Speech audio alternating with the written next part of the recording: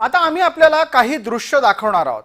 ही दृश्य तसं पाहायला गेलं तर राज्यात गेल्या काही वर्षात सातत्यानं दिसतायत। दादरच्या शिवाजी पार्क परिसरामध्ये राज ठाकरे यांचं निवासस्थान आहे। या निवासस्थानी राज्यात बंड केल्यापासून युतीच्या नेत्यांचा राबता वाढलाय।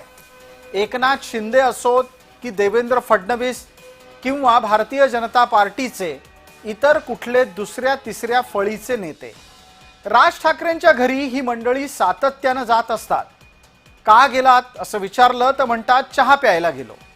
राज ठाकरेंच्या घरी चहा पिण्याच्या निमित्तानं होणारे दौरे आठवलेंना काही पटत नाहीत। लोकसभा आणि विधानसभेमध्ये तिकीट वाटपाचं गाडं फसल्यानंतर एकनाथ शिंदे आता फारसे राज ठाकरे यांच्याशी सलगी करत नाहीत, पण राज ठाकरे यांच्या सोबत देवेंद्र फडणवीस यांचा संवाद अद्यापही दिसून येतो।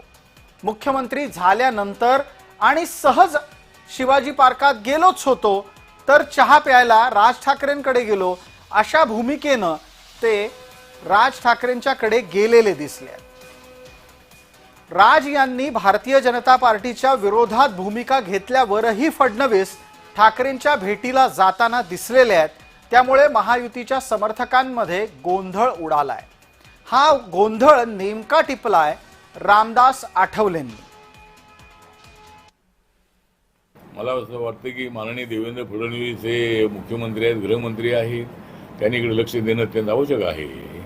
आणि देवेंद्र फडणवीस यांनी राज ठाकरेंच्या घरी जाऊ नये, म्हणजे एक तर ते 2-3 वेळा तिथे जाऊन आलेले आहेत, पण मी मात्र अजून त्या ठिकाणी गेलो नाही आहे।